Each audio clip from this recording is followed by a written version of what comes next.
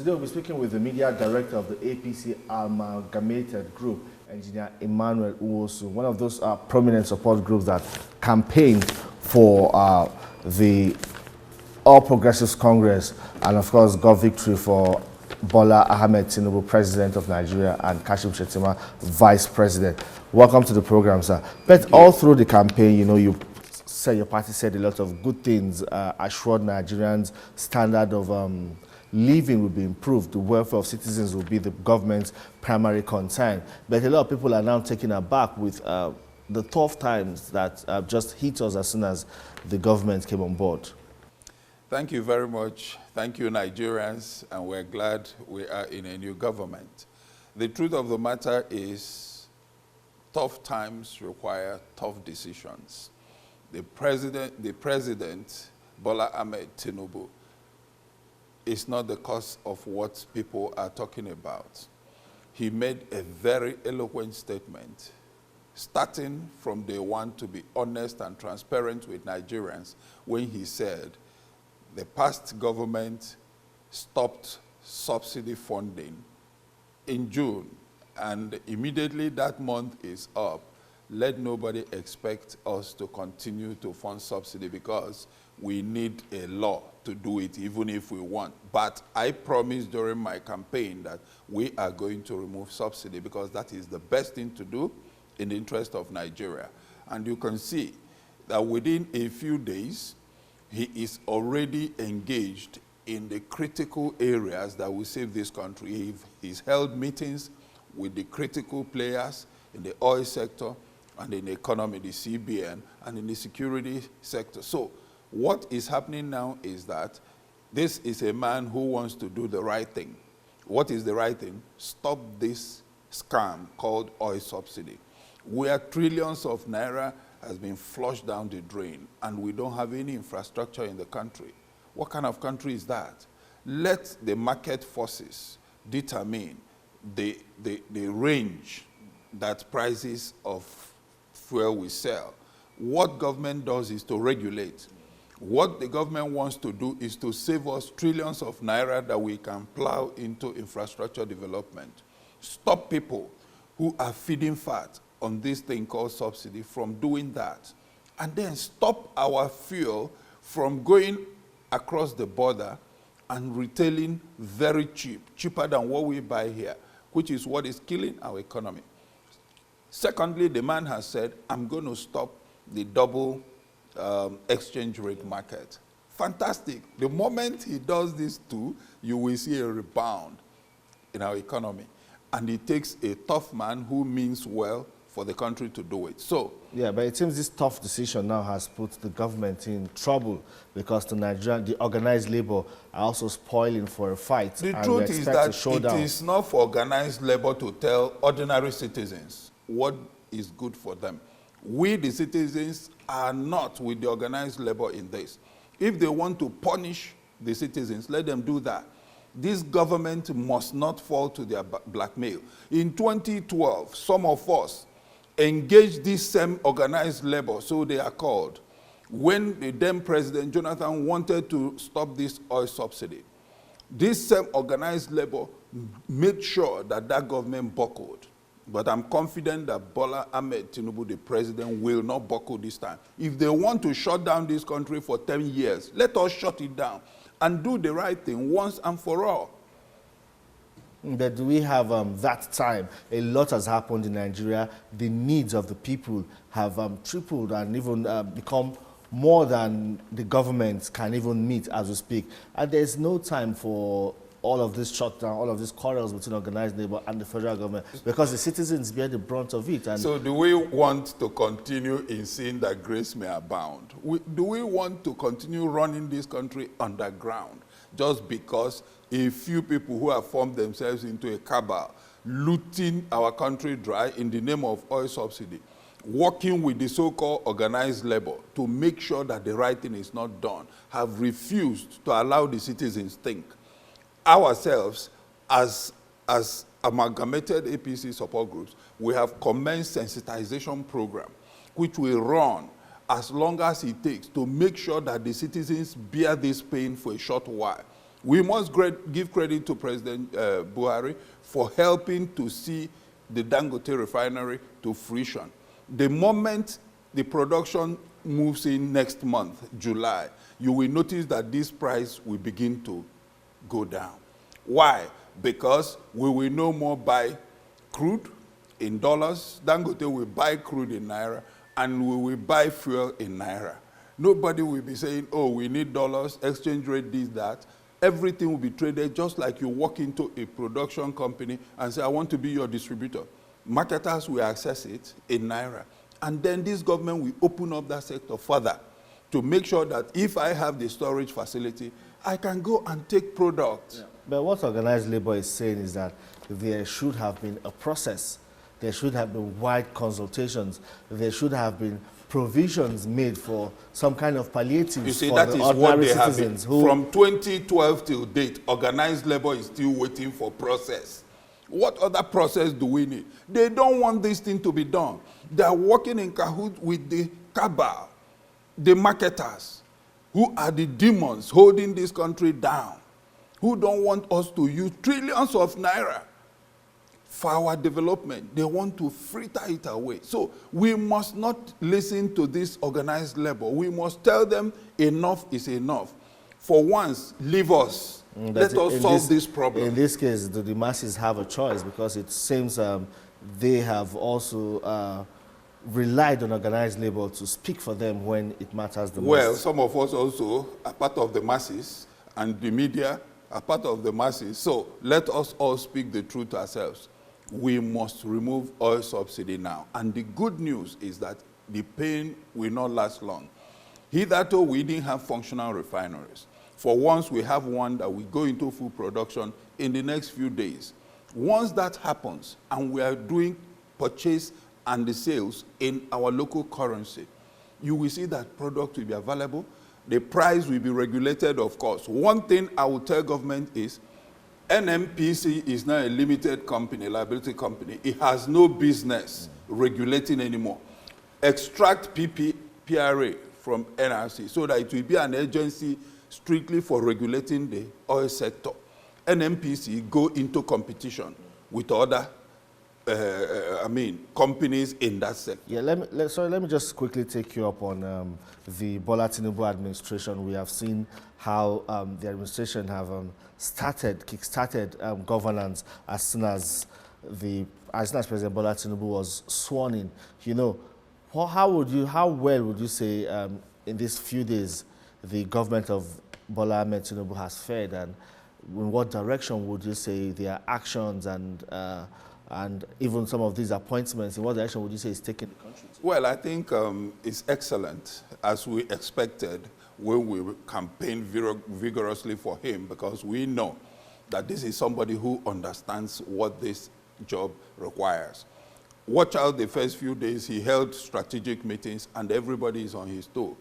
For the first time, you see the MD of NMPC running from one TV house to the other. He never came out of his office before. He will see their media men will be hunting him if he's the boss. He's a friendly Well, I know CEO. you will defend him, but the truth is that look at when he held the meeting with the CBN governor.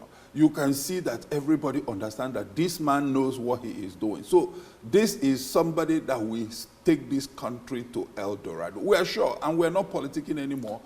The actions he has taken in the last few days, his appointments, as we have seen. What kind of signal has he sent to Nigerians? Very strong one.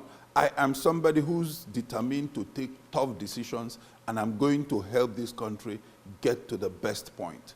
That is the signal he has sent. No mincing words.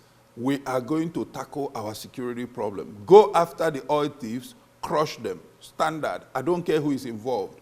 Remove fuel subsidy. We are not going to buckle. We will make sure we go through this and the price will stabilize and the country will reap heavily to develop infrastructure.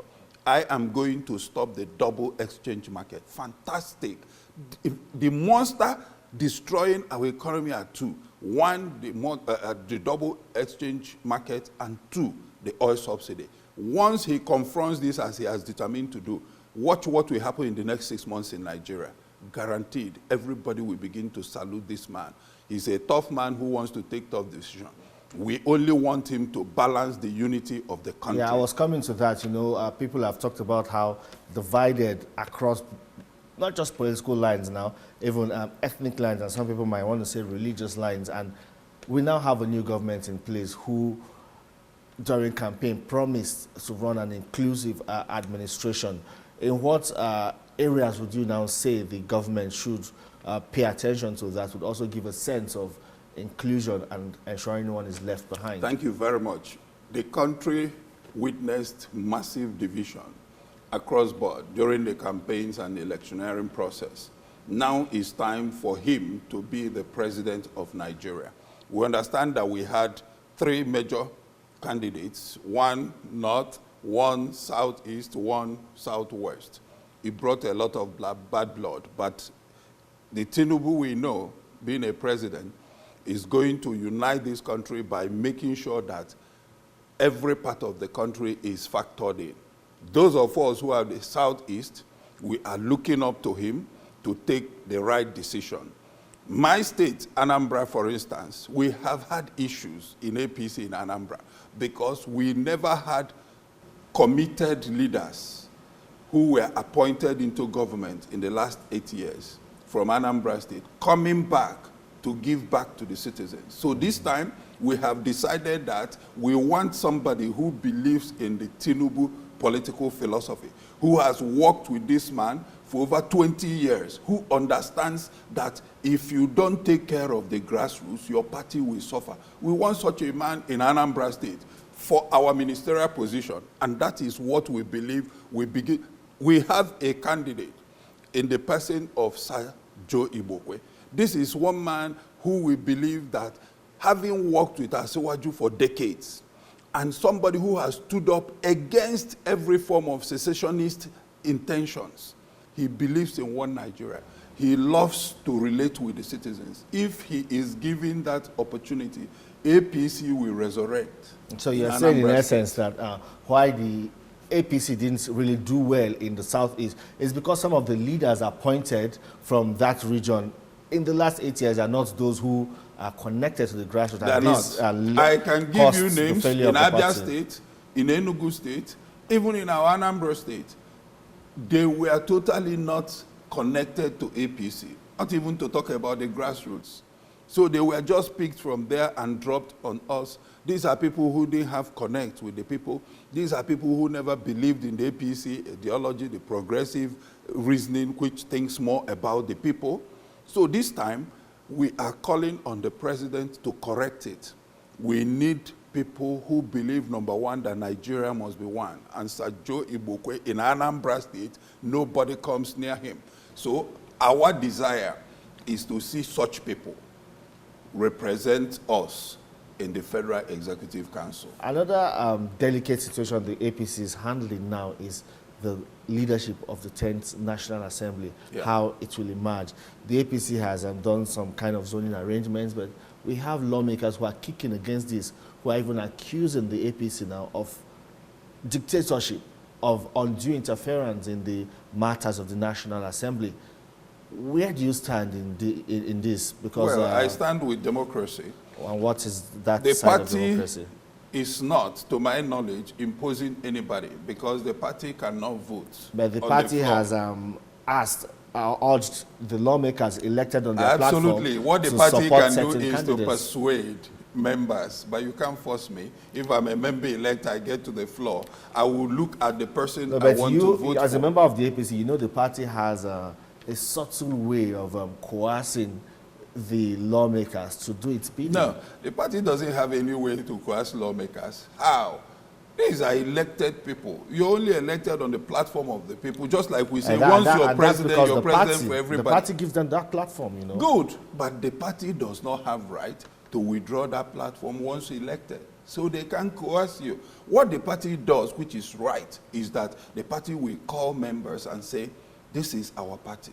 We think that if we elect this person, he will help the party and help Mr. President.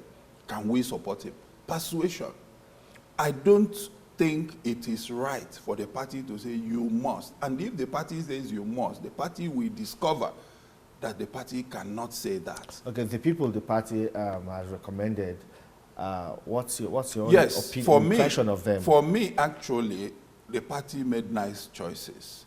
Number one, for the Senate, you will discover that, like I said, we needed somebody who believes in the Tinubu philosophy. We needed somebody who can work well with the president for Minister of Anambra State in the person of Sajo Ibukwe. I think that the party's choice of Senator Godswill Akpabio was well thought out. If you watched what happened during the primaries, you can see that somebody stood up for somebody. Politics is about interest. We don't have enmity. It is, if you support me, I should support you. So, Akpabio stood up and supported the president during primaries. I think it's payback time.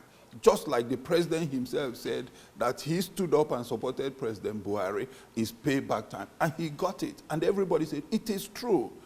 We believe that the party considered that. And again, Akpabio is ably qualified, amply so, being a ranking senator, being a former governor, a level-headed man. Come to the House of Representatives. This guy, Abbas, you need to go and see what that guy did. Quiet operator, midwife, solid bills, more than any other person, very cerebral. These are the people we need. So the party's choices happen to be the best. So for me, I go with it, not by imposition, but by competence. So what was